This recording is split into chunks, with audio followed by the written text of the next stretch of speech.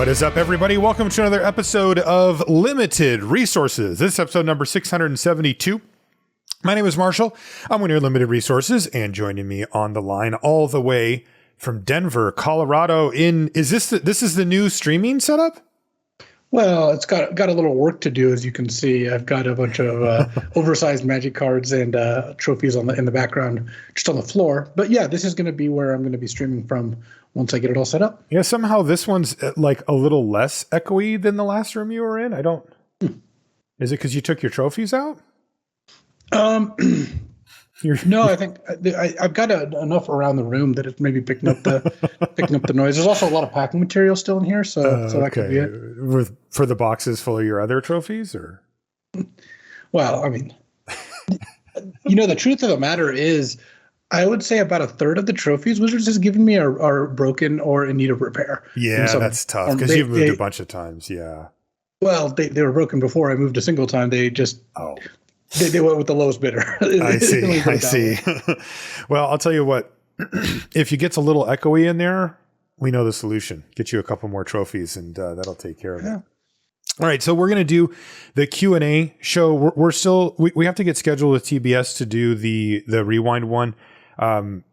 That was on me this week. I had kind of personal emergency stuff, and so wasn't able to get that done. But I had mentioned it last week, which is why I bring it up today. So, but we'll talk to TBS and see about when and how we can get that lined up to do whatever the next set is. We did Mirage last time, so whatever's next, Weatherlight, something like that. At any rate, today we're going to do the Q&A for the Dominaria United cycle. We love to do one of these per cycle, and this is the one where we answer your questions. If you're a patron of ours, you can ask a question, and we will answer it on the show. This is some of our favorite shows because the topics get opened up to more than just like the specific Magic set that's happening today. We like to do these a little bit later in the format after things have kind of settled down, and today we're doing the one for Dominaria United. So before we get into that, though, we got to talk about our sponsors. First up, TCG Player / Channel Fireball. That's right. You need some cards. TCG Player Marketplace is the place to go. They have the biggest marketplace for Magic cards, period. They also carry other games, by the way, if you happen to be into those. But if you're a Magic player, which obviously you are by listening, you need to pick up cards, sealed product, that kind of stuff. TCG Player is where you want to go for that. It's a marketplace, meaning that shops can put their cards up for sale on their marketplace, and that allows you as a consumer to cross-reference against all the other shops for price, condition, shipping, speed, all of that type of stuff to get exactly what you want. And of course, don't forget about Channel Fireball. CFB Pro, right? This is the place to go if you want to get better at Magic. If you're trying to level up your game like we try to help you do on this podcast each and every single week, CFB Pro is a great way to complement that. We've got a link in the show notes as well to our TCG Player affiliate. That lets them know if you click on it, anything you pick up after that lets them know, hey, they came from LR and that was part of the deal. So we do appreciate it if you use that. The show's also brought to you by FTX. That is an exchange for digital goods, objects, things that can be tracked digitally as we move forward with this technology. I think we're going to see it really start to spread out and find the applications where it's most useful to people. And this is a process that can take quite a while, especially for something like blockchain technology, which is difficult to implement when there's so many different processes and things that are already in place.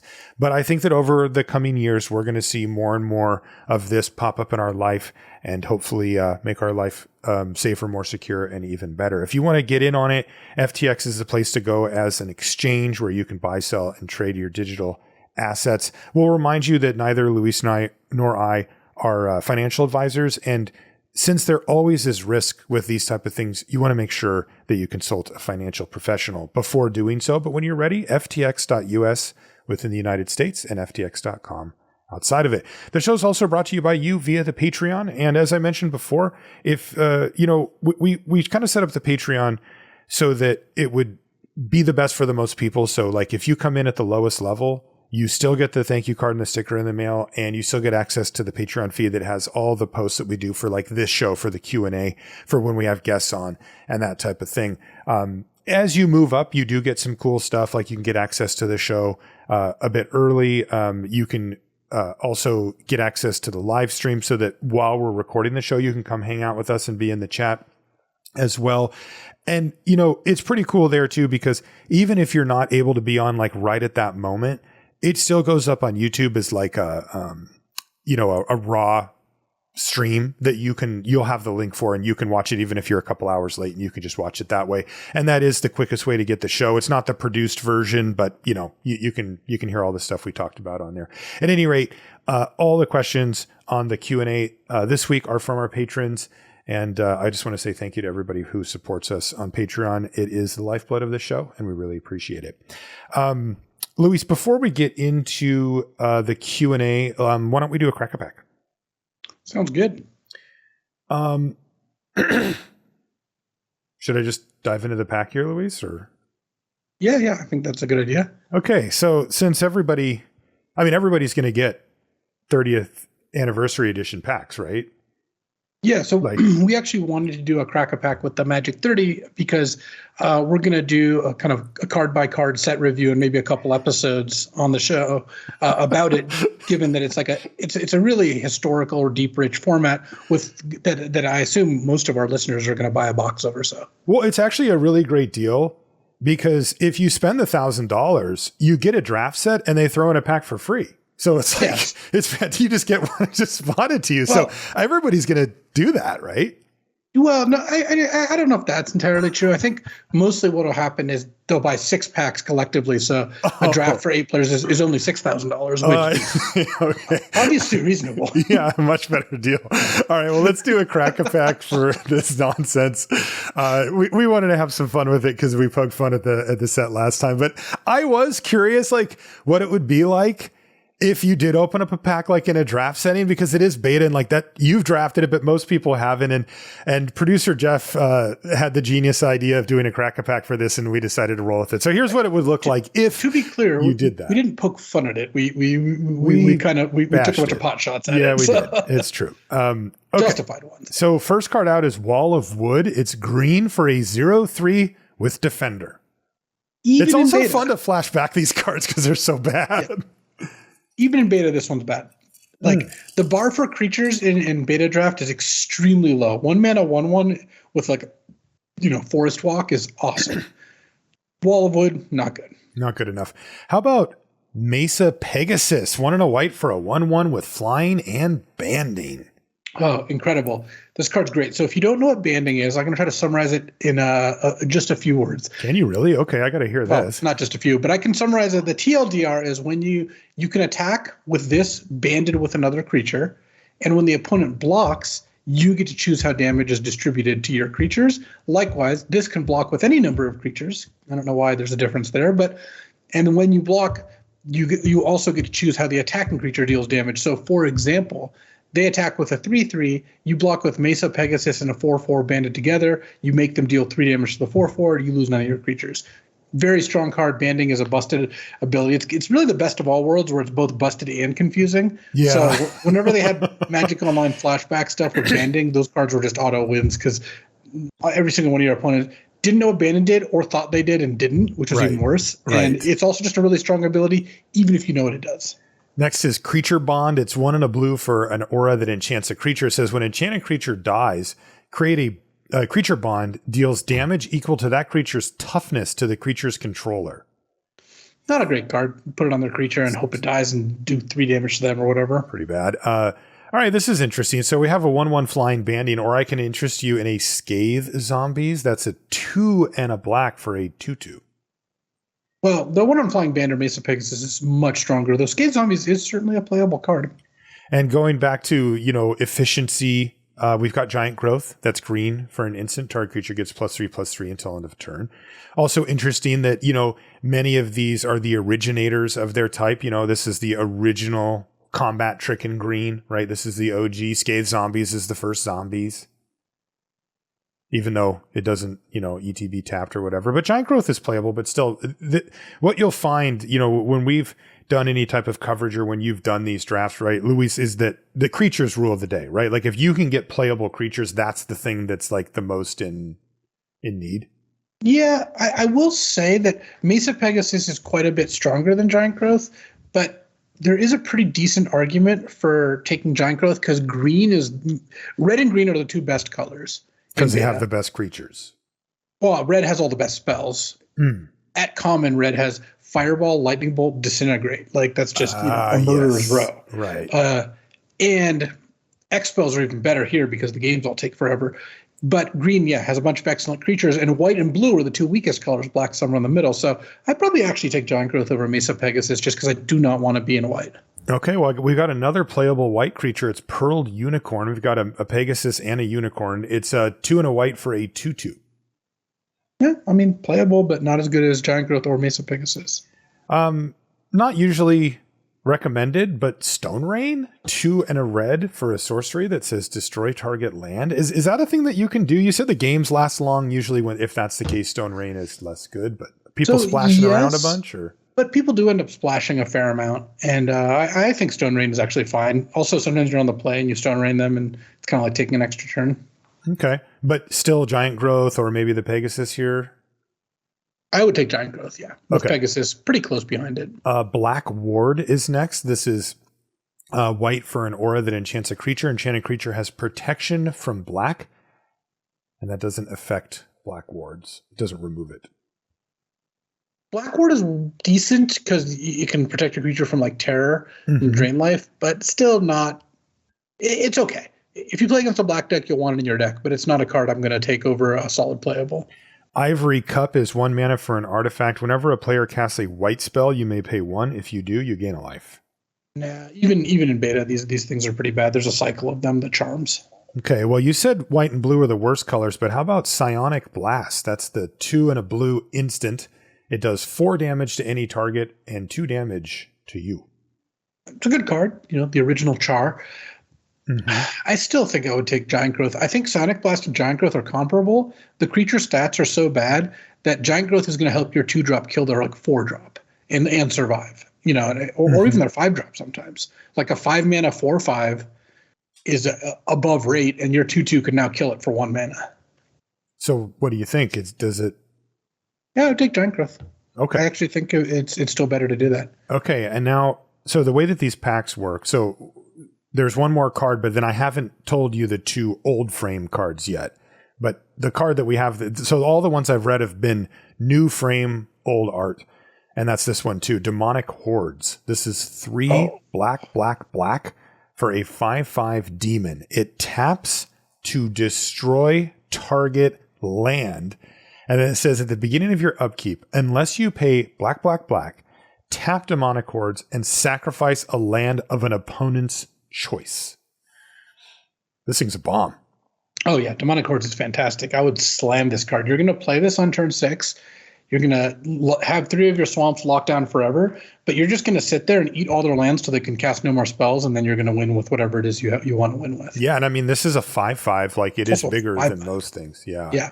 Okay, so those are the cards, but I wanted to save the old border cards for last because, jokes aside, this is what it will be like for the people that do decide to spend the money on these packs, which is like, it's all fun and games when you get a piece of power. But here, one of the old border cards is going to be a land. In this case, it's a mountain. It happens to be my preferred mountain artwork as well. But at any rate, so that's fine.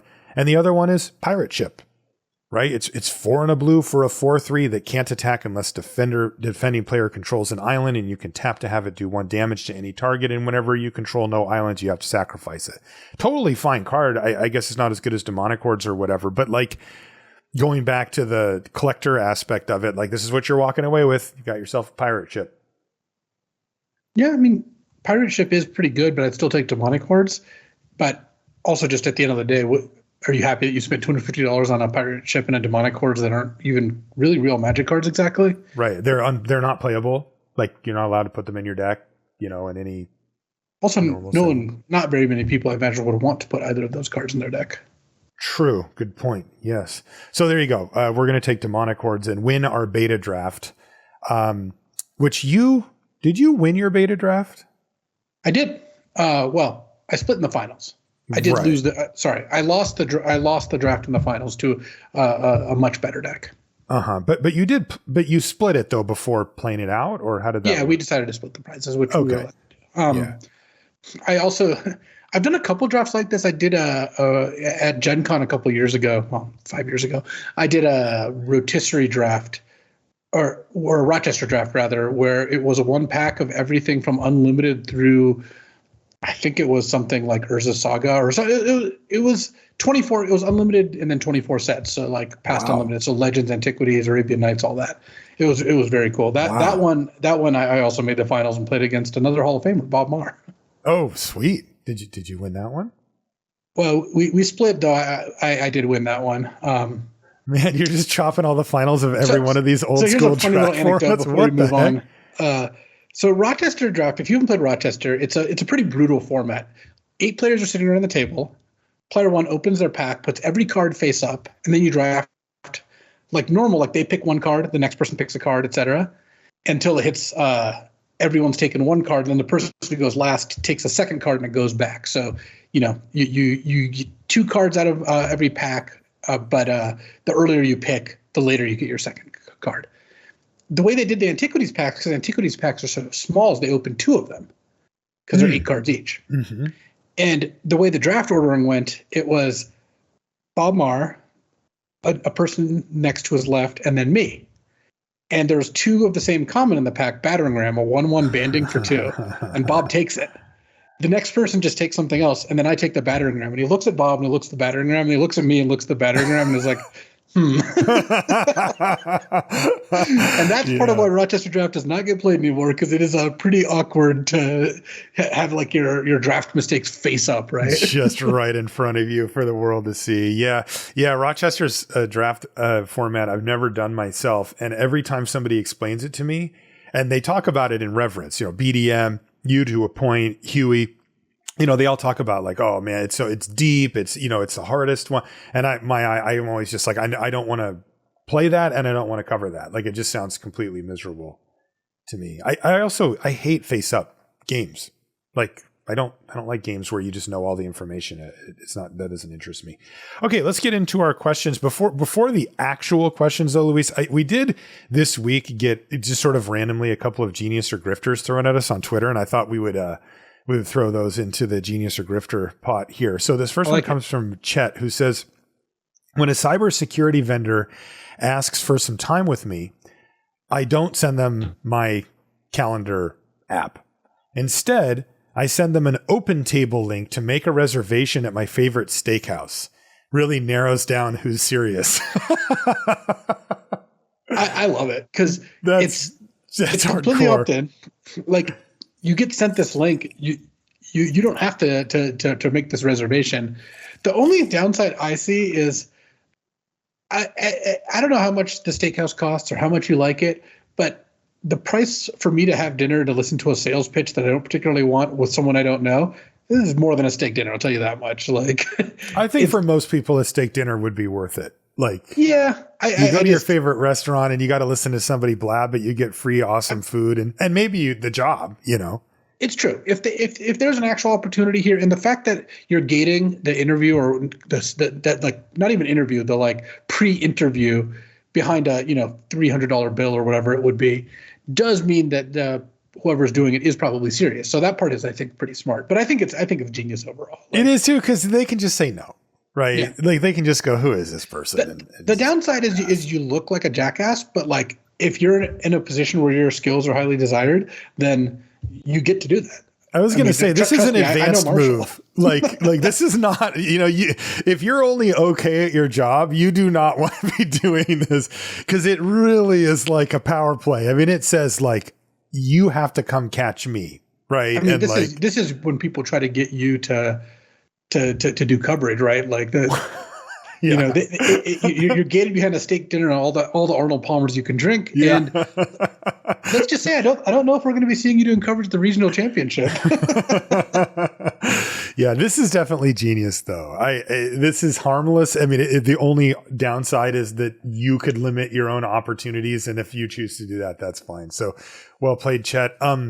This next one was tweeted us by Alex, who says, "I played a team event once where we called our team name bracket all caps awarded by bracket."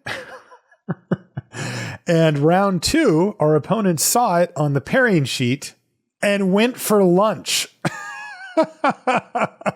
So they thought, because that's what it'll say on the pairing sheet if you actually get a buy. And for those of you that haven't been to these live tournaments where this is kind of a thing, it's if there's an odd number of teams or players in an event, the round goes up. Well, if there's an odd number, that means that one player doesn't have an opponent. And the way that the system handles that is they get a bye. They get a win. They just literally don't have to play that round and they get a win. It's an inelegant solution because there's nothing better. Like, it's like you don't want to just give away free wins in a tournament, but it is what it is. And the way that this works is every round the sheet goes up and everybody goes to check it, and you scroll across to see what your opponent's name is, you know, either their name or their team name in this case. And since they got to choose their team name, they made it look like the same thing that appears on that. And apparently their opponents fell for it as well, which you really can't blame them. The interesting part was, I believe it was maybe the judge that either commented or posted it to us as well, said that they felt this was the first time that they would be tempted to give somebody a high five right before disqualifying them for the event, which is pretty good. It's like, hey, that was really clever, but you can't play here anymore because obviously you're trying to subvert the rules or whatever. This is clearly grifter though, right, Luis? Like, not close. Yeah. I mean, it's grifter that is taking advantage of how the tournament process works, which I think is not great. So I would call it grifter. I don't know if they necessarily deserve to be DQ'd, but you as a judge, I might imagine you'd go, why did you call yourselves that? And they're like, well, because it was a funny joke. It's like, okay, well, you know, let's not allow those. I mean, there's actually a reason that they used to be team names at like Team Pro Tours and Grand Prix. Mm-hmm. That did not last excessively long. Like, it had a longer run than I thought, but eventually people started acting in bad faith like this. This is just acting in extreme bad faith. Right. And they now, like, if you looked at the team events from like the last decade, they're all just 3 last names. Yeah. They clean that up. It's easier to see too from coverage because, you know, I think a couple of things happened during the interim there. One of them was that coverage became a thing, right? And if you're named the goofballs, it's like, okay, well, nobody knows who you are. So like from a viewing standpoint, we need to be able to know where your favorite players are or whatever. So that didn't really work. And also, I mean, especially at that time, the Magic community wasn't a very mature group, right? And so like they would routinely come up with like, oh, at that point. Yeah. I mean, I think they've matured. I don't know where I'd put them on the overall scale. I will admit that. Yeah. But at the time they were like not at all. Like you would call them immature for sure. And they would, you know, the names were, let's just say, not appropriate most of the time. Oh yeah. All right, our first question from our patrons. Again, thanks to our patrons for putting questions for these shows. We really look forward to it every time. Comes from Vargtasterin, who says, oh, I've got this a couple times, Luis. With the release of the Brothers War coming in, can I expect to access LSV's set reviews on channel Fireball? I'm outside the US and thus not able to subscribe anymore. Would be sad to miss the premium content. Where are your your written reviews? Vargtasterin is asking about Luis's, card by card written reviews. Oh, this is actually a great question because this is something that I know TCG players working on. What they're asking isn't where they're going to be in the sense that are they going to be on channel Fireball? With the change to folding CFP Pro into TCG Player Infinite, currently international customers aren't allowed to sign up for TCG Player Infinite. Ah, I see. And that is something I know that they are planning on rectifying. They obviously don't want to, from their perspective, lose a big market, but also we want the people who want to read articles on CFP Pro, mine and other folks, to be able to do so. So I know that's a high priority. It's something I've certainly let them know that matters to me, but at this point, I'm not in charge of exactly how that all works. Okay, that's good to know. And thanks for the question, Vargtasterin. And hopefully that'll get cleared up and you can get back in that sweet set review as soon as possible. Next question comes from Luigi, who says, "Hi, LSV and Marshall. If limited control decks followed a cooking recipe, which ingredients would we be trying to get? For example, 6 to 7 removal, 3 to 4 counters, 3 to 4 finishers, 3 to 4 card draw spells, the rest good value creatures. Thanks for the great work and content. I really like when I see there's a new episode from you guys. Keep it up." Thanks, Luigi. What would you say off the top of your head? I mean, the most notable things, right, are like fewer creatures necessary, right? Mm-hmm. You don't need 15 or 16 in a control deck. Usually you can get down to the 10, 11, 12 range and be just fine. Usually there's a little bit more as far as card advantage of some sort, even if it's just pure, divination style card advantage. Removal's key. You can't really have a control deck without removal, generally speaking. Counters I wouldn't put on the list. I mean, they have gotten a lot better and we tend to routinely play them these days, but I don't view them as like a necessary component. They're more like a proxy for removal. Like, Essence Scatter is a card I would play about as many as I could get in Dominaria United, but that is a stand-in for a removal spell effectively. Yeah, I mean, for finishers, like 2 is actually a pretty good number for finishers. Yeah. Especially since some of the creatures you play can close out a game if your opponent has no creatures and play no cards in hand, But when it comes to like dedicated finishers, you don't usually need more than a couple. And mostly with control decks, it's not that you need to check X boxes. Like aggro decks are way more like that. If you don't have 7 2-drops in your aggro deck and hopefully like 1 or 2 1-drops, you run the risk of coming out too slow. Mm-hmm. But when you're playing a control deck, as long as you have enough interaction, it can be a creature, it can be a spell. Like, the Marshall's favorite Backstreet Brawler or Bruisers, like the 2-mana 3/3 can't attack. Yeah. Like that's not really a creature. I mean, it is a creature, but you're playing this as a 2-mana kill target attacking creature spell. Right. And sometimes it even does better than that. Sometimes it holds off 2 2/2s. That's great. But you wouldn't look at that like, oh, I have 7 creatures, I need 3 more, or I have 14 creatures, I don't need this Backstreet Bruiser. It's not really like that.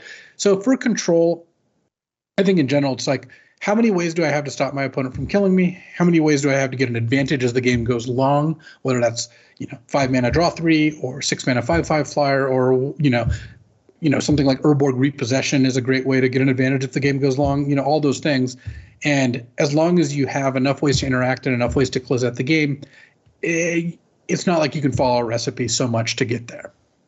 Yeah, and it's interesting because I only think that this recipe thing, it's definitely a loose guideline. We use it on our archetype breakdown sometimes, but it's more to give you an idea of what those decks tend to look like when we draft them. It is not like recipes really like the backwards way to look at it.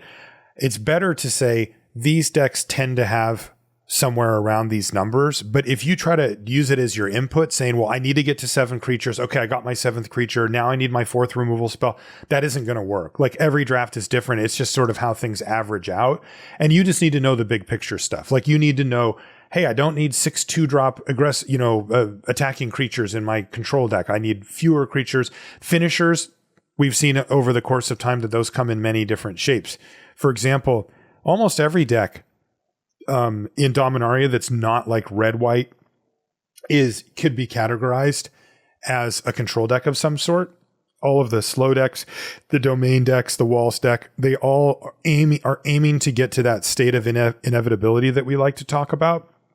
And yet when you look, Dominaria United has one of the flattest rares curves that we've seen. Right? Yes, there are some very good ones, but even the very best ones in the set, like Shieldred, is really, really good, but you can absolutely kill that card. Like, it doesn't have Ward 6 or something. It doesn't, it's not hexproof. It's not indestructible. You can just use some of the removal spells in the set to just simply kill it, and the problem's solved. And that's the best card in the set, full stop.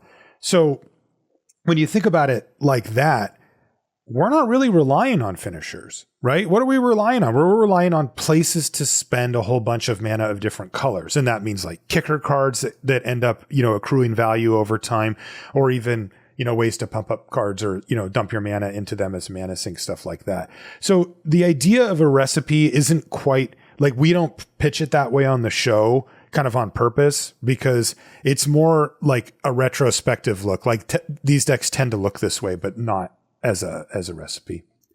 Thanks for the question, Luigi. Peter says, hi, guys. Thanks for the show. One element I don't like about Alchemy that I don't think I've heard you discuss is the sense of community. I don't have time for live drafts, but when I'm on Arena, I really like the idea that people are using these same cards to physically play the game in Magic stores and game addicts all over the world. In fact, I even like that some of those cards are used by standard and commander players that everyone is looking at the same cards. It's like radio versus Spotify. With radio, part of the joy is that everyone is listening to the same music.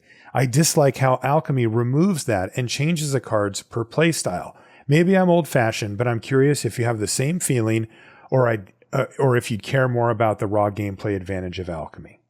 What a great question. Yeah, it's actually a really good point, too, because some games are just purely digital, right? Hearthstone is a purely digital game. You don't look at that and think that people are playing Hearthstone, across the kitchen table from each other, because that's just not how it works. But Magic's roots are in that kitchen table, at the game store, in the tournament hall, if that's what you're into, all that stuff. And I think it adds an additional meaning and context to when you're playing on Arena. Like Magic Online is a great example of that, because Magic Online probably too faithfully tries to mimic the Magic experience in paper, right? Right. Clunkiness included. But when I play Magic Online, it is often because I'm preparing or anticipating playing Magic in paper. So I think losing touch with that, and Alchemy definitely does sever that link. Yeah, that's not nothing. It definitely matters to some amount of people. Yeah, I think I've definitely had that vibe before, Peter, and I think it's really cool how you explained it. And I like the question, and I agree with it. I think it does matter. I think it's one of those things that's sort of background to everything, but that can kind of erode over time, where if you feel like the products are too split, that you're not really playing the same game. And, maybe there's a chance that, like Peter, for example, some time frees up for him, right? And all of a sudden Peter's like, well, I could go draft, but I've been playing on Arena and like, this doesn't feel like the same game. I don't want to like go relearn something or go feel like I'm lost if I go to the local game store because I've spent all my time in Arena. And, that could prevent Peter from buying stuff. Next question comes from Tim, who says, hi, Marshall. Hi, Luis. Just wanted to get your take on set cubes. Our Wild Snakes, #MTG Dads group, is doing them a lot. Not always. They were not always great sets to draft like Kamigawa Neon Dynasty, but sometimes we just take a set because of nostalgia like AFR. I know you like Vintage Cube. Is there any particular set cube you'd like to try to go back to? As always, huge thanks for what you're doing. And the Wild Snakes from my basement send their regards. Shout out to the Wild Snakes. Love the Wild Snakes in the basement. Sounds scary. It sounds like Indiana Jones or something. But Tim is asking, so, people do make cubes out of just like a set or a block. What's your take on it? Mm-hmm. I think it's a fantastic way to basically get the experience of drafting, Khans of Tarkir or Innistrad, both of which I'd recommend as part of the answer to the question, of course, while not having to spend, first of all, money on like packs. If you want to draft Urza's Saga, the packs are $100 each. Like, you're obviously just not going to do that. Like, imagine spending, hundreds of dollars on a pack. At least an Urza's Saga pack, you get cards though. But so you get to have this experience over and over again. And a lot of the cards from these sets aren't even that expensive. Like, Innistrad sealed product is quite expensive, original Innistrad. But if you take out Snapcaster Mage and Liliana, both of which a lot of people deep collections happen to own because they're just popular cards and, tournaments and even Commander, they're both quite good, I assume. You end up in a spot where it doesn't cost you that much to put together a set cube. And you can also kind of refine it. Let's say you really love spider spawning, like everyone who drafts Innistrad does. Mm-hmm. There's nothing stopping you from like slightly upping the percentage of the cards that work with spider spawning. Or let's say you're drafting, you really want to draft Return to Ravnica and you just take out Pack Rat because it's like, well, Pack Rat doesn't lead to fun games. You get to curate your experience. I think it's great. I think really, besides the suggestions I already had of Khans and Innistrad, I don't know how expensive it would be to put together a Mirage, but Mirage is actually a really solid draft format. And you don't need Lion's Eye Diamond or Phyrexian Dreadnought. These like the only, I think, expensive cards from Mirage, unless I'm missing something, because those just don't do anything in limited anyway. So you can put together, a mirage set of commons and uncommons and some of the rares and have a great draft experience, I think, without doing too much. I love Tempest. I love these old draft formats. I think that they're really fun. And part of it is I haven't drafted them as many times as I've drafted a modern set. I have so many fewer opportunities. So you have a lot of chances to like learn and dig into it and kind of figure out, what's going on with it. But even of recent sets, I think Ikoria is good. You could even cut Zenithler if you wanted. I probably wouldn't. I would just play it as is. The companions actually were sick. That was the only place companions were actually a positive. Mm-hmm. And, Kaldheim was good. Dominaria was good. Dominaria United is going to end up being good as well. So a lot of good sets to choose from. Really good idea. And I think, you spend some legwork and you spend some amount of money. They're not like too much. And you get to like draft these awesome formats over and over again. I think it's really cool. Yeah. I mean, I think about like the sweet spot for me was Cons. That was the card that the set that came to mind too. Cause it's like back far enough now that it's like, it has a nostalgia to it, but it's not, so hard to find all the cards or whatever. But I mean, think about that. Like how many of the cards that you need for a cube to draft a set cube are like effectively free, right? Like a random common that never saw any play, from Cons is probably like, it's probably worth less than it costs to ship it, right? It's like worth like 5 cents or something like that, and you don't need that many of them. It's more like about paying for shipping or something. And then, there might be a couple of rares or something that'll cost you. But I mean, you could get in pretty cheap and you could have months. You could have a drawer of them and you got, okay, what do you want to draft tonight? Right? Oh, let's do Cons Cube. Okay, here we go. And I love what you said about curating it as well. I feel like when it comes to Vintage Cube, Legacy Cube, the cubes that we draft more often, there's a adherence to it being singleton, which I think makes sense. It is more special when you open up something and nobody else can have it. But with these set cubes, I would throw that out the door. I would just be trying to tweak numbers that made things feel right. And, especially for commons where it's like, I want more of these removal spells in here. Like, I don't see why you need to have like one copy of, a key removal spell or something. I would try a few, try 4, try 2, try 1, try 0, like you mentioned for Pack Rat, and really try to get the format to a place where people were like, this is awesome. Like this suits what we want. Again, I think most set cubes are made so there's like one of each rare, some number like of each uncommon and a larger number of each common, so that you're able to basically, it's like cracking packs of a set where you'll get multiples of a lot of the cards. Yeah, so there you go. Next question. Thanks, Tim and the Wild Snakes. Next question comes from Ivor, who says, there's 2 things that have helped me through the isolation of the pandemic and the transition to becoming a father.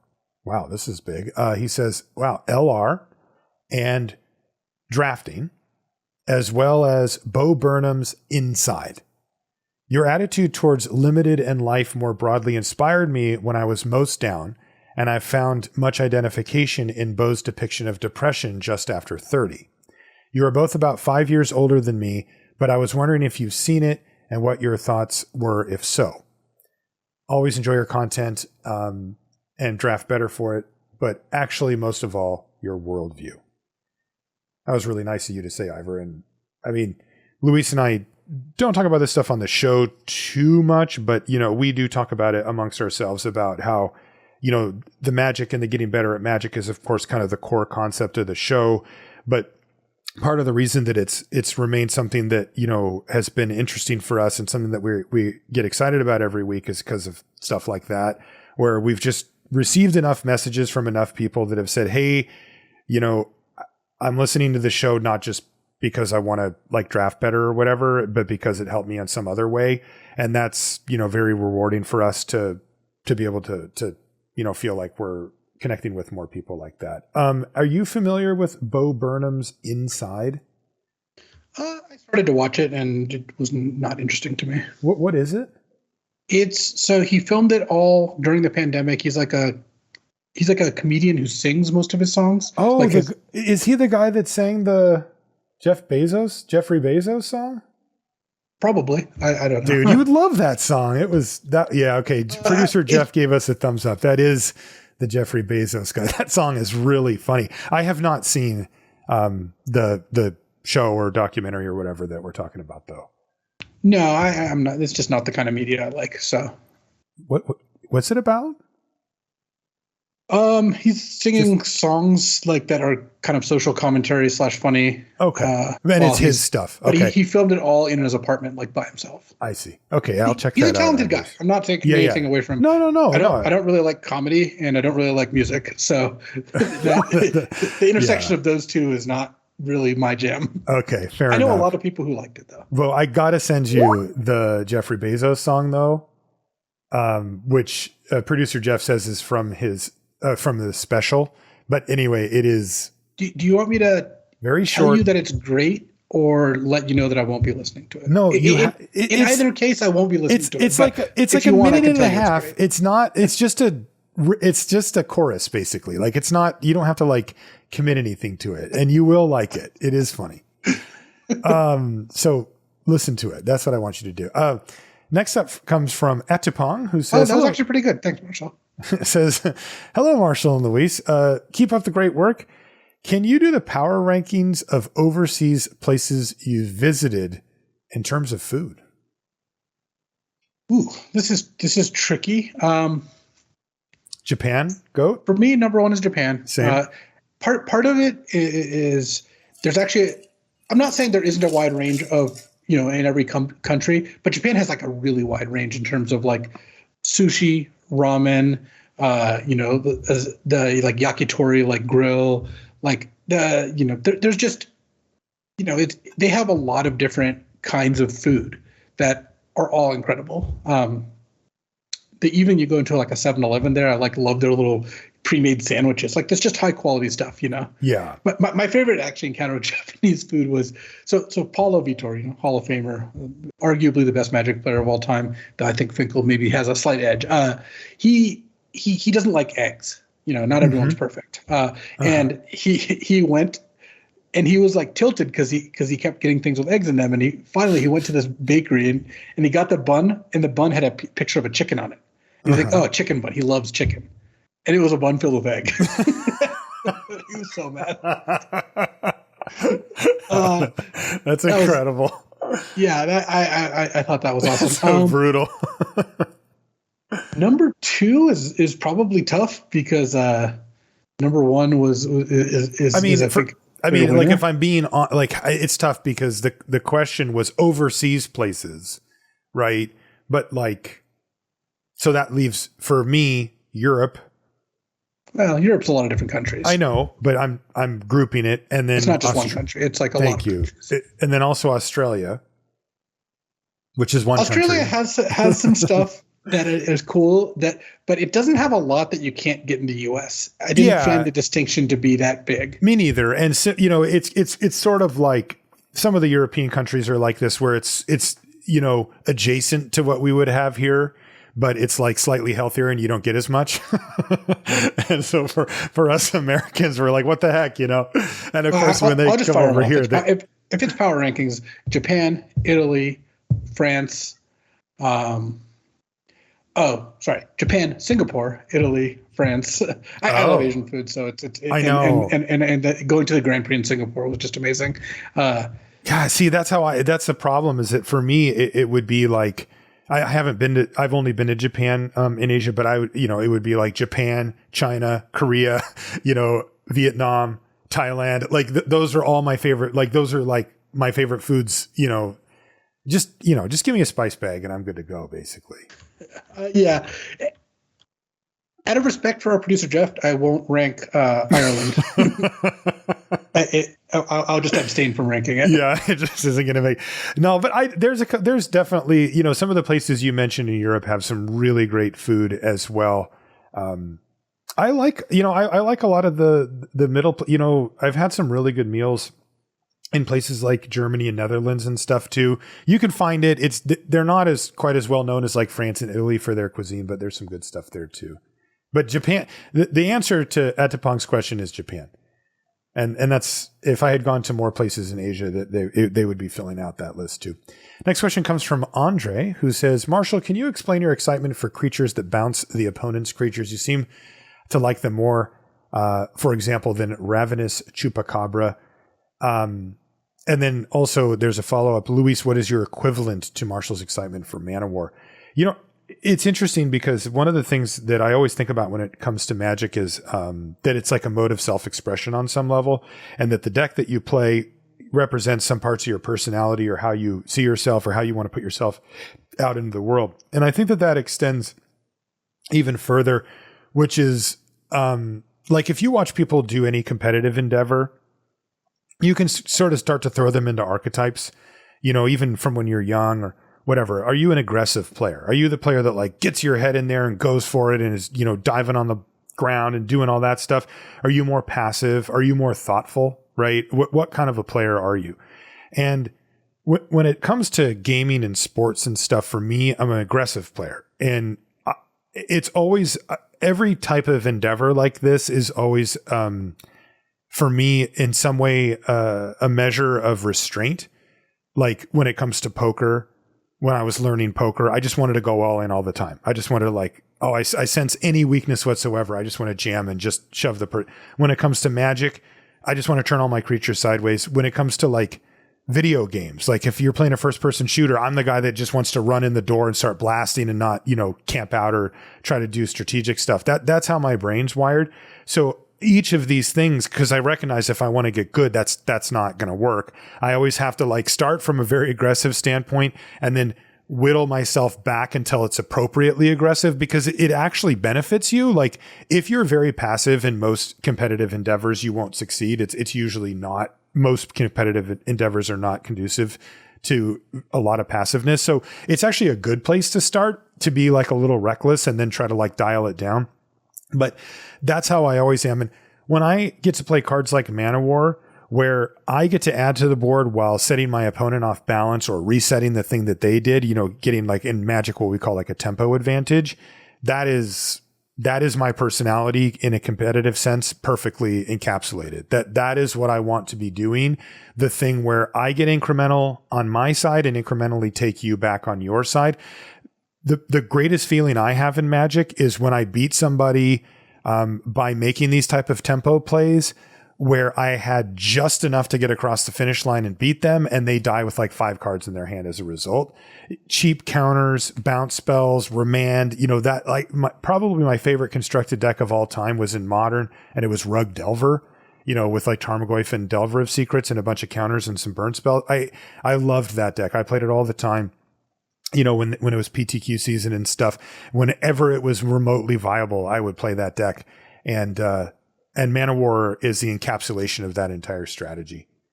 What about you? What is there a card type that when you see it, you're like, ooh, that's what I want to be doing? I am a pretty big fan of divinations.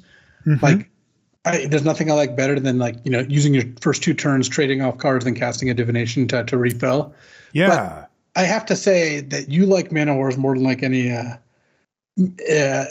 kind of effect like that. And to answer your question, you know, Legacy Delver is like the epitome of the kind of thing you like, which is you wasteland their land, you force a will their spell, you daze their spell, and you attack with Delver and bolt them, and you have no cards in hand, 1 creature in play, 1 land in play, but they're dead. Yes. And had I played Legacy, that would be my go-to for sure. It's just the time when I was playing, you know, Modern was the format. But yeah, that is the dream. Jacob says, hey guys, I'm looking at the wild cubes that people have put together. Some range more traditional, others can get pretty crazy, like a 1-drop cube, a monocolored cube, custom cards, etc. Do you see any heuristics for designing an interesting and fun cube? Are there any off-the-wall cubes that you guys have fond memories of? I generally play like the standard cubes. Mm-hmm. When Magic Online has had these like, you know, Grixis Cube or Cultic Cube or whatever, I don't remember the names of all of them. I have not. They're fine. They're generally well constructed. Someone put a lot of work and effort into them. I haven't found one that I'd rather play than the Vintage Cube, though. Mm-hmm. Yeah, I think, you know, what it always comes down to is replayability, right? And for the cubes that lean harder into the novelty side of things, where it's like the 1-drop cube or whatever, you know, I do think you give up replayability when you play those. They can be fun and interesting. They can teach you something. They can kind of put your brain in a different mental space when it comes to drafting and how to approach it. But at the end of the day, you know, one of the things that we love about these cubes is their replayability value. And I do think you give up something with it. I haven't seen a particular heuristic, because when you start to go off the rails with wild cubes, I mean, the really basics, I think, have to be hit. And beyond that, it's kind of like, well, what did you want this cube to do? For example, when I say the basics, right? Like, you have to have some type of balance between the colors. You have to have archetypes, not just a bunch of cards that are good in a color and then see what happens. Most cubes that tend to have replayability tend to do so via the author of the cube decided to say, no, I want to make unblockable ninjas a thing, right? So they put support in for that, not just a bunch of blue and black creatures that can attack or whatever. So you do, in my mind, need to dial it down at least a bit to that level, but I haven't seen any one like through line, you know, beyond that. And I think those things are fairly obvious. Like, if you're sitting down and building a cube and you're literally just picking every card in a vacuum based on whether you like the card or not, you're probably leaving something on the table as far as playability goes. David says, LSV, how did you manage to score personalized parking in New Jersey? And David sent us a photograph of a parking sign. And I kind of want to know how you pulled this off too. Is this one of your, like, did you win this in a Magic tournament? It says parking space 1 for LSV only. I think we need to get you one of these signs, Luis. Yeah, so I've seen those in San Diego's, where I remember seeing them all over. It's low speed vehicles, which you know, which fits. I wouldn't consider myself a high speed vehicle, but they're like those like, you know, bike powered kind of like rickshaw carts or what have you. Oh, okay. And yeah, I've seen those around a little bit. Have you ever been tempted to bring a screwdriver and bring one of those things home, or you wouldn't do that? Of course, I have too much civic pride for that. Wood Young says, hey, Luis and Marshall, over the years, you've both talked about various skills you've learned from Magic that have helped you in life. Of those, which one has had the biggest impact for each of you? I think this topic would make for a really interesting episode. Keep up the great work, and I appreciate you both. You are correct, Wood. This would make for a great episode. We'll give you a mini episode here, but we may turn this into just a full-on episode at some point. I mean, I know my answer, Luis, but it kind of encapsulates the core of how we approach like logic and critical thinking and stuff, right? And that's the idea of decisions, not results, right? DNR, right? Front load your mental energy onto the part that you can control and not the part that you can't, and repeat. And results will start to spit out the other side in various forms of good, bad, in between. But if you repeat and you just keep doing that, where you're front loading, always thinking about the input, what can I do to change the outcome on my end? And then let the chips fall. And then they fall a certain way, and you don't get too hung up one way or the other, and just do it again and then do it again. And you just keep repeating that every time in literally every single time in my life that I've seen somebody adopt that approach to anything, whether it was their career or their love life or their life decisions in general, staying out of trouble, getting into a better job, anything that they've wanted to do, if they adopt that mentality, they succeed. It can take time, right? Because there's a lot of variability to the outcomes on things that we try to do in life, and you can't control it fully. So dialing down, making the best decisions over and over and over and over again produces good results over the long term. And that's easily been the thing that's been the most life-changing for me after having really learned how to play poker and Magic as well, as they share so much. I think for me, besides what you said, I certainly agree with what you said in terms of that being an extremely valuable skill. For me, a lot of what Magic did, and I think in particular Magic Online, which is where I got my competitive start, was it really taught me how to lose, like taught me how to take loss after loss after loss after loss. And that really helps you kind of achieve a more Zen mindset when you're faced with things inside and out of Magic that don't go your way. There's a reason that kind of like the old prayer goes, right? Like, give me the strength to change things I can, the wisdom to, or the courage to change things, the strength to change things I can, the serenity to accept those I can't, and the wisdom to know the difference. Which is basically you can't control everything. all you can do is make the best decisions at every point you can. And then when something doesn't go your way, A, be satisfied that you tried your hardest, and B, understand that like bad things are going to happen to good people, bad things happen to bad people, bad things happen to everyone, good things happen to everyone. That is how the world works. The world's not inherently fair. It's something teaching my kids, right? Like, that's not fair. It's like, yeah, you know what? The world's not fair. Right. And the sooner you know that, I think, not necessarily the sooner, I'm not saying I didn't do this when they were 2 years old, but when you're 6 years old, that is a very appropriate time to learn that. And there's plenty of adults who like, this is just such complete crap. Like, why did this happen to me? And it's like, because it happens to everyone, because this is how this happens. Sometimes the worst person you know is going to catch a really lucky break and you're not going to be happy about it. And sometimes someone who does everything right is not going to get a good result. And all you can do is put yourself in the best spot and hope to catch those breaks. Yeah, because I think that when you start to adopt this mentality, you have a different viewpoint on decisions and how they come into you and how you live your life. And it's interesting because, I think that in modern society, a lot of times you're faced kind of with a weird conundrum of, I don't believe that this is fair, but in order for me to act in my own best interest, I have to still engage with it.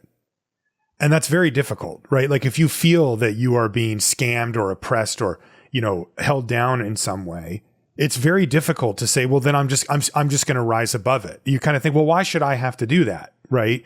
But at the end of the day, you do have to make a call on what action you take or not. Right. And sometimes you may decide, well, I'm not going to take any action as a result of that. And that's your choice.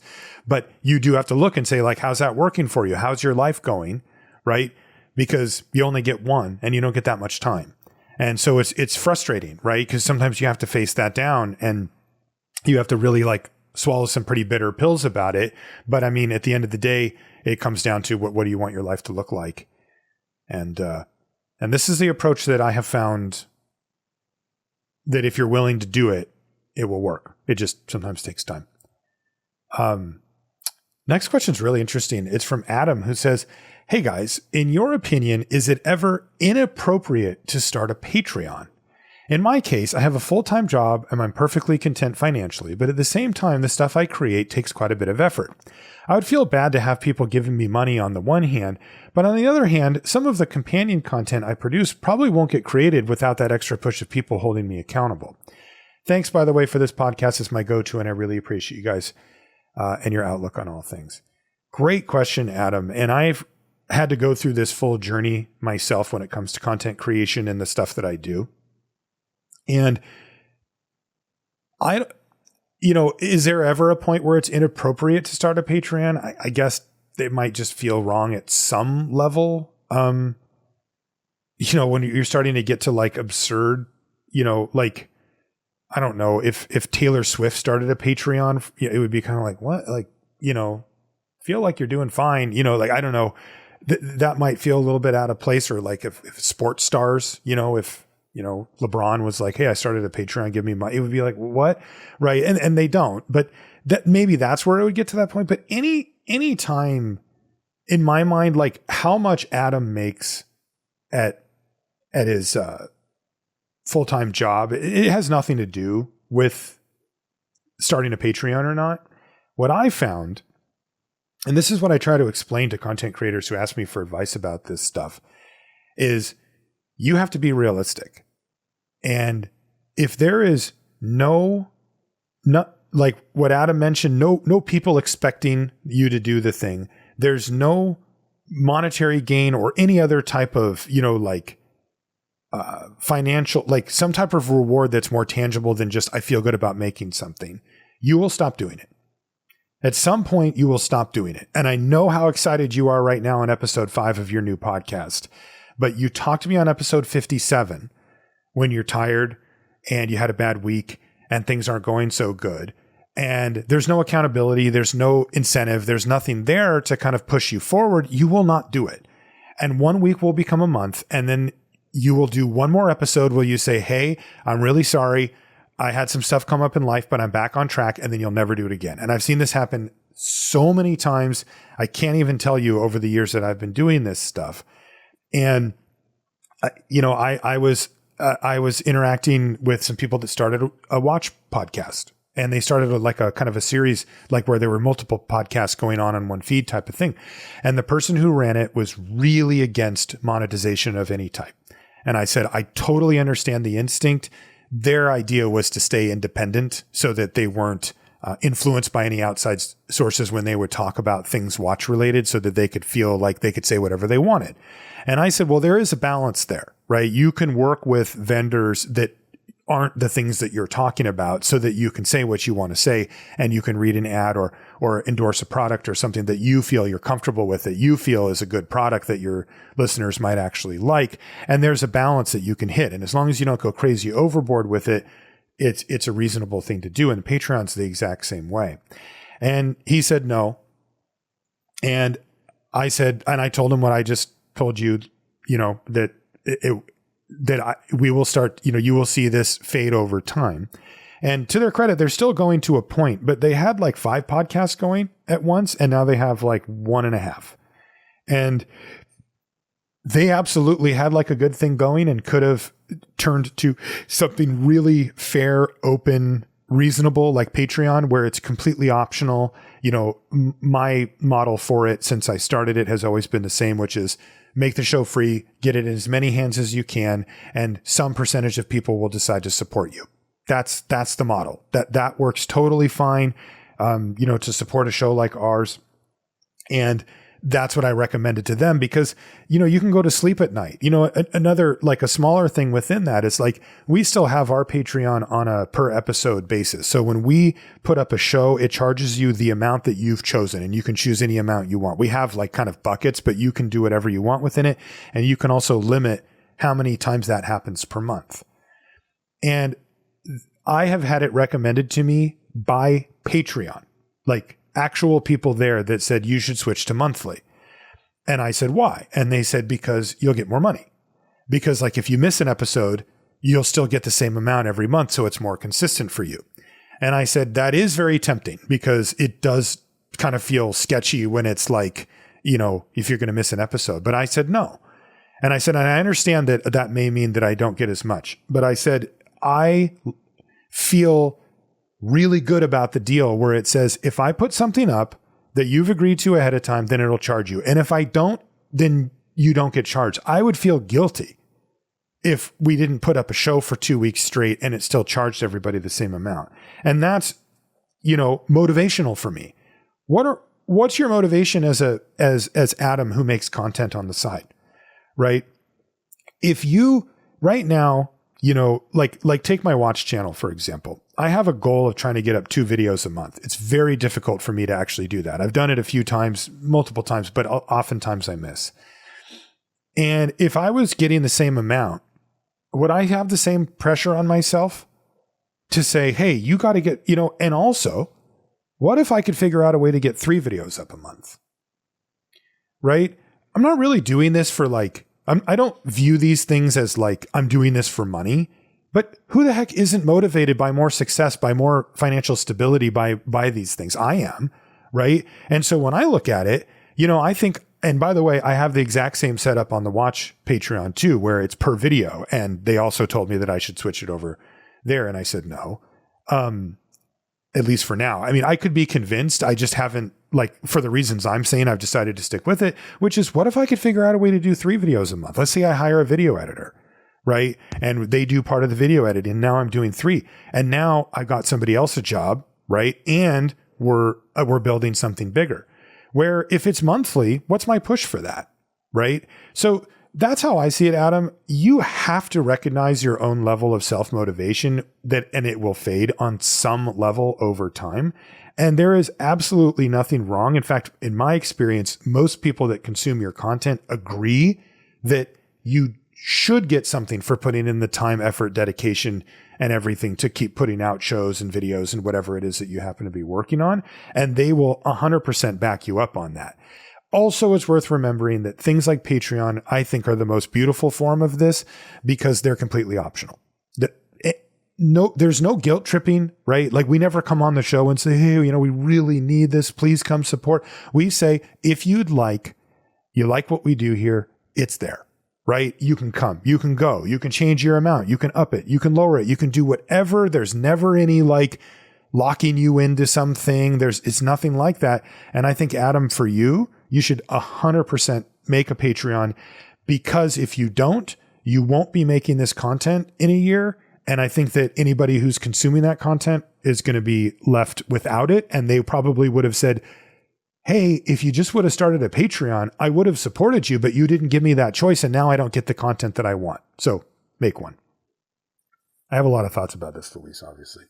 Yeah. You have a lot more experience in this realm than I do. I'm not so well versed. But the main point I agree with is something like a Patreon is optional.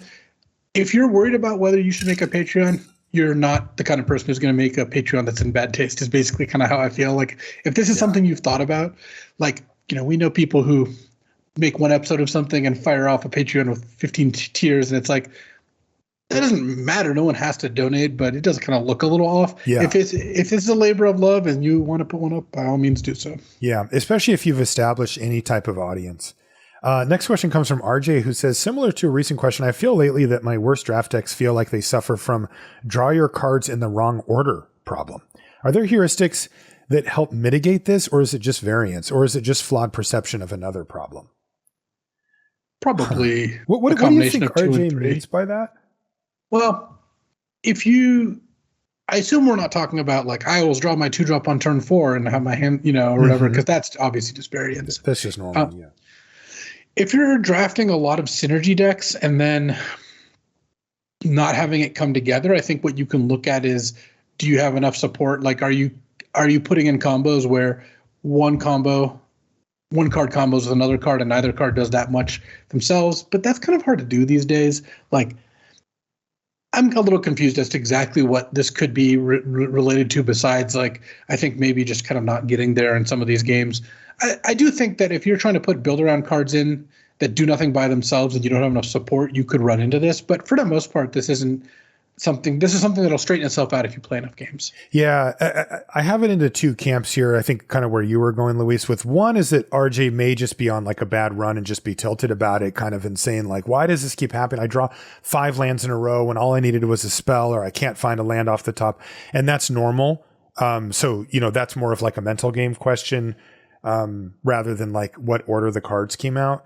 The other side of it is, if you're trying to do these decks that have a lot of cards that don't do anything by themselves, or that require other cards to do anything or be remotely playable, I'd recommend trying to go back to kind of Cab's theory, cards that affect the board state, and try to draft just a couple of decks like that to kind of as a palate cleanser, because you can't really draw those in the wrong order. Like, if you keep a hand, look, you don't always get to go 2-drop, 3-drop, 4-drop removal spell, but like, every card you play is going to do something, and you're going to have a 2-mana deck or 2-color deck that can actually play its stuff.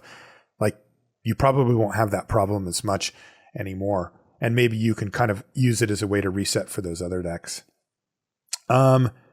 Greg Arado says, hello, Marshall and Luis. One of my favorite LR mainstay shows, Killer Combos, seems to have fallen by the wayside in the past year. Any chance it makes a return if we see some especially combo-friendly cards in a forthcoming set? And are there any sweet under-the-radar Dominaria United combos that come to mind? Best I've pulled off is Vesuvian Duplimancy, Wingmantle Chaplain, and 4 times Timely Interference. That is disgusting. Yeah, these shows, like, when I notice that there's a few of them that I've seen a bunch of times is when I start to make the list for it, and then we'll kind of fill that in. That's the shows, where we do, where we talk about like the little hidden synergies and combos and things that you can do in a format that maybe you weren't aware of or that you haven't seen yet. But, maybe we could do one for Dominaria. I don't know. I haven't actually thought about it. It's like I said, it's usually when I see 3 or 4 that really stand out, and then I'll start making a list over the course of like a week or 2, and then we'll turn it into a show. That's a sweet combo that Greg Arado came out with, though. Like, that's a lot of birds. Next comes from Alexander, who says, have you guys seen the 30 years of Magic products graphic that's been going around? Do you have any thoughts about the sustainability of Hasbro's growth strategy versus the capacity of Magic's audience to handle, support, and reciprocate this? Seems like a lot of us fans are generally somewhat concerned about this, but I thought maybe a more experienced perspective like yours could provide some context.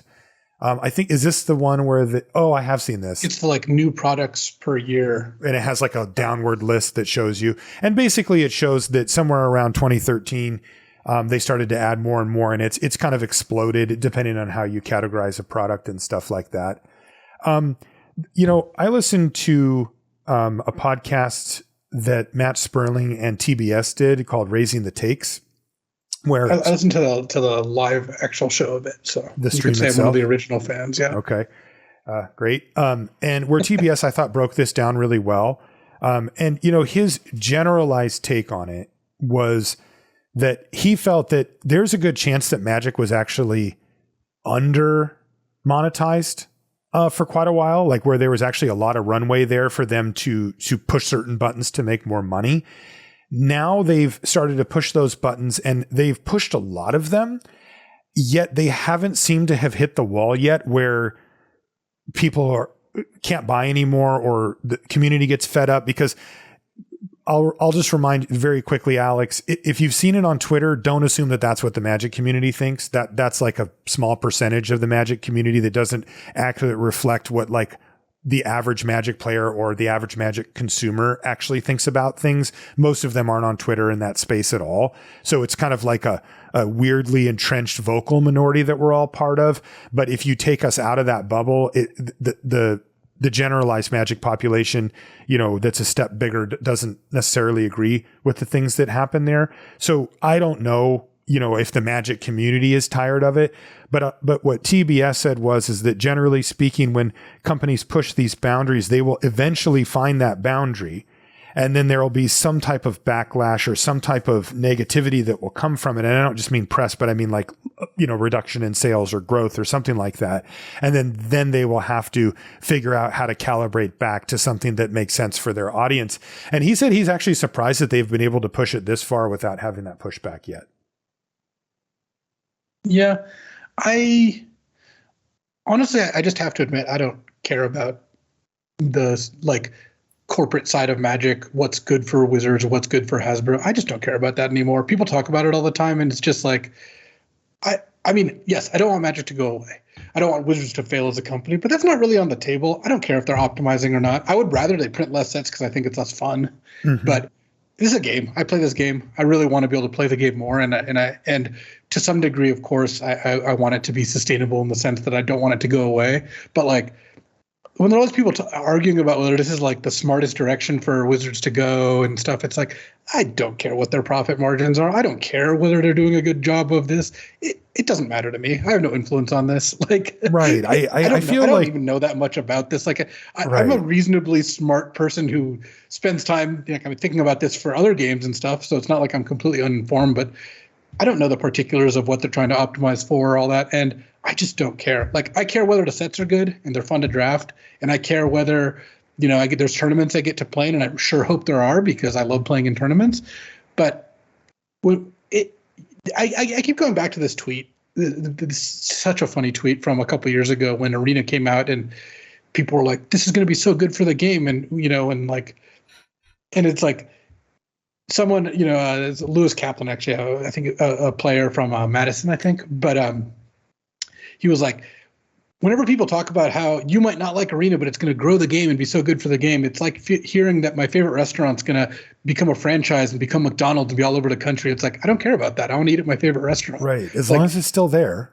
Look, I'm obviously a Magic boomer. I embrace it, and I just honestly, the discourse about Hasbro, Wizards, is this a smart business decision? Are they oversaturating the market? Like, my eyes just glaze over. Like, I don't care. Yeah. Like, give me some good sets to draft. I'll play the game forever. That's basically how I feel about it. I do think that is something that more people could embrace, because we don't really know all the ins and outs. Why are we all so invested in this? I don't know. Like, I get why. I'm not saying it's a bad thing for people to do this. I'm just saying, like you just kind of expressed, like, I'm surprised so many people care about Wizards' balance sheet or what they could be doing, or whether they're making a mistake, in the sense that, like, they're not really going to kill Magic. I don't think it's going to be really hard to. It's such a big thing. Just keep making good sets, and I will keep, patronizing your business. Yeah, I feel similarly. I want them to succeed. I think it's a good thing if they do. Sure, yeah. Yeah. Next question comes from David, who says, "Hey guys, I've been having a lot of success this draft format and hate to see it go. Where on the ranks do you feel this one lands? I know Neon Dynasty was great, but I feel this one has gone over the top. Personally, it lands in my top 5 behind Modern Masters, Khans, Innistrad, and Rise of the Eldrazi. It kicked OG Dominaria out for me. Keep up the great work and hope to see you all again sometime. This is a really great set. Like, yeah, this is one of the most balanced, well thought out. They didn't let anything slip through. There's not even one rare that's like, are you serious? Right? There's nothing like that in the set. Yeah, not really. There's not one deck that is... Shieldred's about the closest you can get, and it's just 4 or 5 for 4 that you can just kill sometimes. Right. Like, we needed to have a best card, right? Like, yeah, you know, that Angel's insane, right? But I mean, wow, right? Like, the colors are all close together. When we had Sirkovitz on the show, he showed us graphs about how people's win percentage was affected the more colors that they added. And it would be like, if you were 2 colors, you were in the positive, like above average, right? And if you were 2 colors with a splash, you were like a little bit below average. And then 3 colors, a little bit further. And then 3.5 colors, further. 4 colors, you were way down. And by the time you got to 5, you were giving up like 20% of your win percentage by being 5 colors in sets that don't support it or whatever, right? And he broke down, you know, the last 5 or 6 years worth of sets or something like that and put them all on this graph. And almost all of them dipped off really hard the more colors that you added. But some of them that were like 3 color centric, you know, kind of had like a bump up in the middle or not quite as bad down, that kind of thing. And this one is almost flat.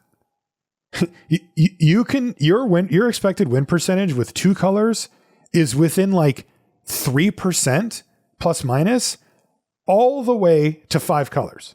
Every single combination of those is within that band. It is ludicrous. There's never like, he was like, what the, like all the other sets don't look like this. Not just the 2 colors, but even multicolored sets like Kaldheim and stuff still had like drop-offs for this type of stuff. And this one, you can just literally go 4 colors with a splash and expect to be within a few win percentage rates of just a straight 2 color deck.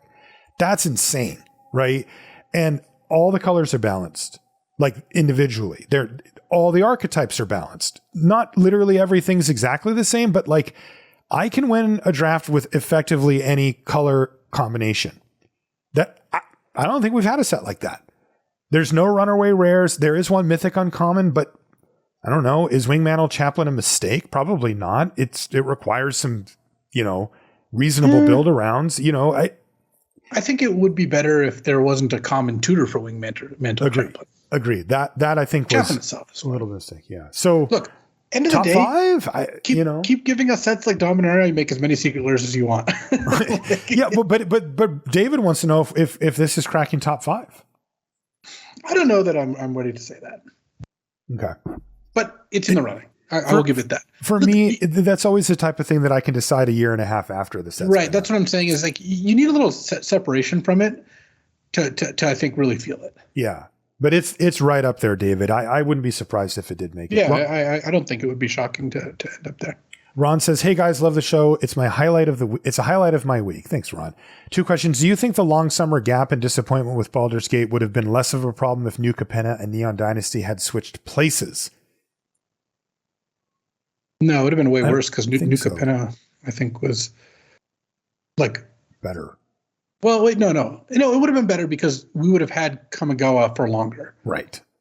Sure. Yes. I guess if you switch, if the gap would have had the better set there for longer, it would have been better. Yeah. That's a good point. What are your thoughts on digital only cards making their way into the arena cubes? I don't like them. If they started making, good digital only cards, like good designs, then I wouldn't mind. But no, the current ones I'm not a big fan of. Yeah. And the rebalanced ones always, I'm like, which version of this card is this? I have found that experiment let's just start over on Alchemy. Let's call it something else. Jacob says, "Hey guys, as well-known MTG decks had a way better names back in the day, like Four Horsemen, Cheerios, Oops All Spells. Can you share your favorite old decks with weird names, bonus points for the really obscure ones?" I wasn't around for some of these, but some of the ones that stood out were like Tricks. Well, there was a thing back. Tricks was one of them, where combo decks were named after breakfast cereals, and I don't really know why that started. But so there was like there's Enduring Ideal, which is whenever one of your creatures dies, return it to your hand, and you can't draw new creatures. That plus Goblin Bombardment, where you sack a creature to deal 1+ Ornithopters infinite damage, and that was called Fruity Pebbles. And then people would splash black for tutors and call it Cocoa Pebbles. and then there was this Survival of the Fittest Volras Shapeshifter Phyrexian Dreadnought deck with a bunch of other combos that barely work within the rules. Volras Shapeshifter is a creature that has the ability of the top creature card in your graveyard. Like complete nonsense. And it was called Full English Breakfast because it just had all the combos. I've never heard of these ones. No, these are some good ones because they kind of stopped having these cool names. Once basically coverage didn't let us do that, it's true. No, it is true because they wanted to be more clear about it. It was better. It's better for the game to call it blue-white control, and we still got to sneak in, Cobblade or whatever, or Stoneblade every now and then. But like for the most part, deck names used to be just complete gobbledygook. And I don't know, there was some cool stuff. Tricks was the Illusions Donate deck from back then, and then what are some of the other ones? There was There's the Rock. The Rock, Black Greens, because that was named by, I think, Sol Malka was the original person who named it. And it was Phyrexian Plague Lord was a 4/4. You could sack a creature to give any creature -1/-1. Deranged Hermit, of course, makes 4 squirrels. So it was the Rock and his minions. Yep. And now every Black-Green deck is called the Rock. So that was one of the most enduring deck names of all time. There was a mono-green land destruction deck that Raph Levy piloted called Legion Land Loss, because Legion was the French team. And I think, and I don't know, I'm just speculating here, it's because the French famously had the Foreign Legion, right, as one of their military units. So the French team, I think, may have called themselves that. But Legion Land Loss was Ponza. Yeah, so Ponza was the mono red land destruction deck, and people still use that. Sly was one of the first ones named after a food or a restaurant or something. Ponza. I think Ponza was named after a calzone place in Madison or something. I think so. Yeah. Sly was the original red curve deck named after Paul Sly, though Jay Schneider was the one who made it. And funnily enough, just completely random, Jay Schneider, the guy who made the deck, is working on the Storybook Brawl board game. What? 30 years later, the Magic community has long enduring roots, and no one ever fully leaves, right? It's just crazy. So I don't know. There's a lot of really cool old historical deck names, and they now they're all banned Cocoa or Blue-White Control or whatever. Yeah, great question, Jacob. A few more questions here. This one comes from Jeremy. Hey guys, thanks for all the hard work. I hope you love your new place, LSV. In light of being Magic's 30th anniversary, if you could go back in time and change 3 things about Magic at 3 different points in history, what would they be and why? How many second places do you have at the PT, Louise? Okay, you know what? I would not change any of my results. Oh! I just wouldn't. Wow. Look, okay. First of all, I don't really know the whole. You don't want to really go too deep in the mechanics of this thing. But if I knew that I changed my second to a first, it wouldn't really feel like I got a first, right? True. Yeah, that's true. Second, I think if I did just 3 off the top of my head, and again, I like these hot takes without thinking about them too much, I wouldn't do the reserve list. I think the reserve list has ultimately been worse for Magic, especially now that they're trying to pseudo get around it. It's the worst of all worlds. I wouldn't do the MPL. I think the MPL led to the Pro Tour being canceled in a way that it wouldn't have if the MPL didn't exist. The MPL was terrible. Basically, everything about it was horrifically planned and executed. And it's really hard to cancel the Pro Tour with 25 years of history. It's a lot easier to turn the Pro Tour into the MPL than when it does bad, cancel the MPL. And that's how you cancel a 25-year institution that I think is just amazing. What's the third thing? I don't know. I don't know if I know what the third thing is, but those are the 2. I love that you just went off the top of the head, because my brain goes where yours did, where well, maybe they did limited earlier, and it's that would screw up everything else. So let's just leave it. They did limited pretty early, to be honest. So. Or whatever. You know what I mean? If they would have designed it with that in mind. Here's a deep cut. If they let Leaping Lizard, the company that made Magic Online originally, continue working on Magic Online. Oh. Because they did a really good job initially, especially for the 2003 or whatever. And Magic Online, I love Magic Online. Trust me, I do. Still, I would not ever put that on a list of well maintained or managed programs overall. Just it's a really hard thing to do. I'm not claiming it's an easy thing to do. I work in digital games, and Magic Online is like in a lot of ways a masterpiece. There's a lot of things that are actually just really, really impressive about Magic Online. Like it's kept people's collections for 20 years, 22 years or whatever, like without fail. It's run tons and tons of tournaments. All these cards work for the most part. Like, yes, there are some bugs, but but imagine Magic Online, but if it was just like a lot better the whole time, like that would have been awesome, Yeah. Yeah, interesting to see where it goes with Magic Online having changed hands now. Yeah. Ryan's working over there. I do. Yeah, hopefully he can make it optimal. Yeah. It's pretty cool. This says from Jaeger, who says, DMU is the most graveyard-centric draft format we've seen in a while. Is that true? Yet there are no graveyard hate cards to be found. What are your thoughts on this from a game or set design perspective? Well, I don't think it is. Is it graveyard-centric? I mean, there's flashback. There's Tolarian Terrors. There's a couple. There's actually a lot more Raised Deads than most sets. It's true. I would not say this Urborg is Repossession, Phyrexian Missionary. Yeah. There's like the Eerie 3/1 dude. I would put this in the middle. Return. Like there's some that only have a few cards in the set that care, and then there's like sets with core like flashback, where it's like it's very graveyard centered. I would put DMU in the middle. Well, the thing is, a lot of the graveyard stuff is also like relatively inoffensive. Like you don't need graveyard hate because of Tolarian Terror. I don't think you need graveyard hate because of Raised Deads or whatever. Like you need graveyard hate if there's something like a creature that you can keep casting from the graveyard over and over again. Because without graveyard hate, that's really obnoxious. But your opponent gets to cast a Raised Dead is, I think, fine. Okay. This one comes from Pat the Bat, who says, I hope this question makes sense. Now, looking at how long the question is, I do too, Pat. I'm envisioning a very particular scenario in Dominaria Limited, but think this concept has application in other parts of the game. Scenario. I kept a 3-land hand on the draw with no 2-drops and an Eerie Soul Tender. Maybe it was sketchy, but I think it was correct. Okay. It gets to turn 3, and I haven't drawn another land like I would want. I have a 4 and a 5-drop. I've been keen to cast whatever it might be. No, don't say it. Don't say it. Instead of my 3rd land, I drew a 2-drop. Is there any way it makes sense to play that over the Eerie Soul Tender because I'm more likely now to mill the lands I'm looking to... Oh, he got there. We knew he was going there. I knew he was going. I'm looking to draw after not drawing them for the first few turns of the game. Pretty common fallacy. Like milling doesn't change the composition of what you're going to draw. Right. Like in any way. Like if you have 3 cards left, yes, milling all 3 of them will change the game because you will lose on your draw step. But when your deck is, even if your deck's 80% lands, 20% spells, casting a mill card will most of the time reduce it in those proportions. And yes, when you're milling 3, it can't reduce it in 80-20 proportions because it's only 3. But like removing 3 cards at random from your deck, whether they're top cards, the middle cards, the bottom cards, it doesn't change statistically like the meaningful, like how the deck is. Like it's only till after you look at how the deck's ordered that you could say that. You don't have that knowledge. It's just random. That's right. It is in effect it's randomizing. That's a good way to look at it. I mean, the question is,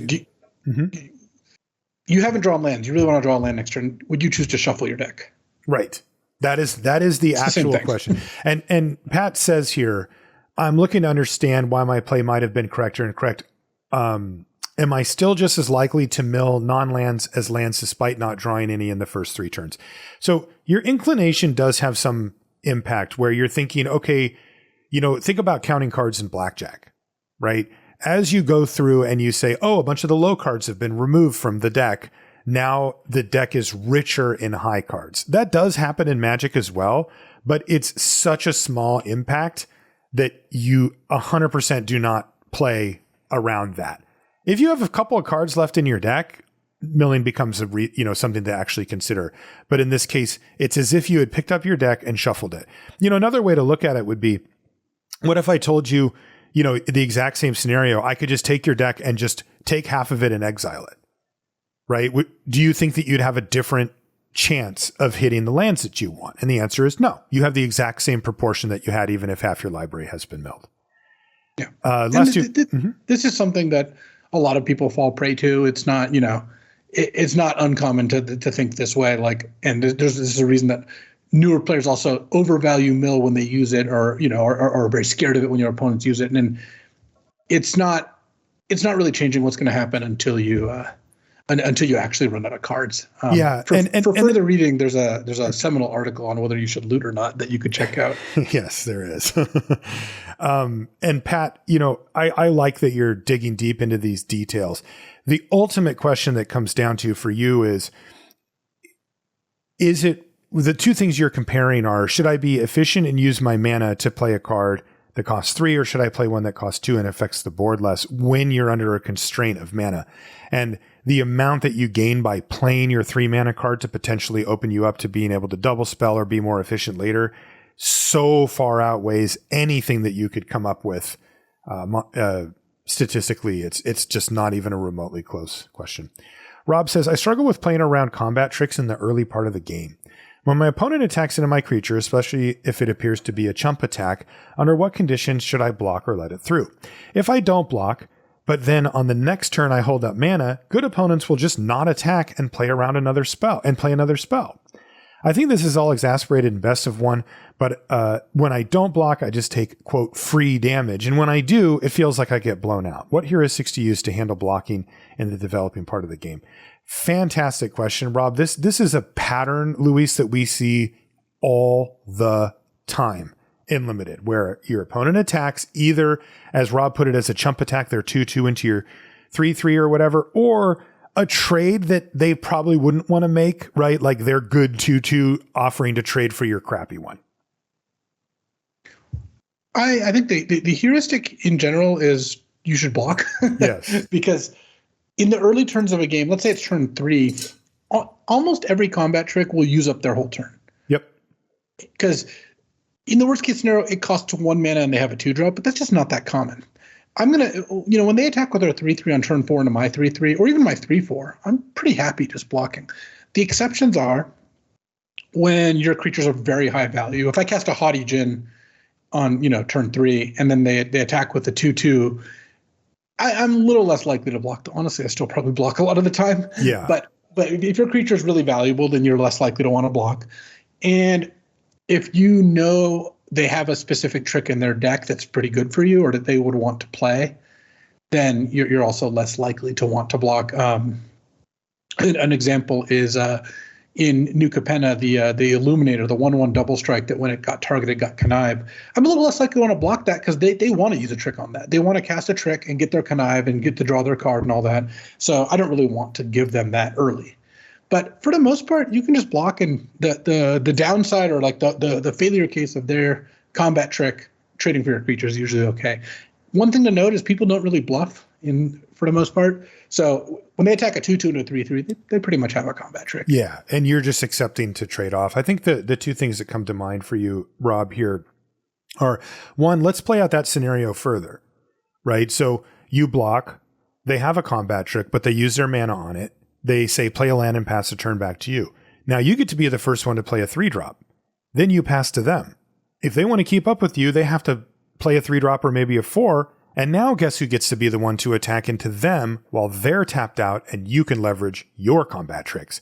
But now you're leveraging them in an even better way, because you might spend your 1 or 2 mana on your combat trick to kill their 3 or 4-drop rather than their crappy 2-drop.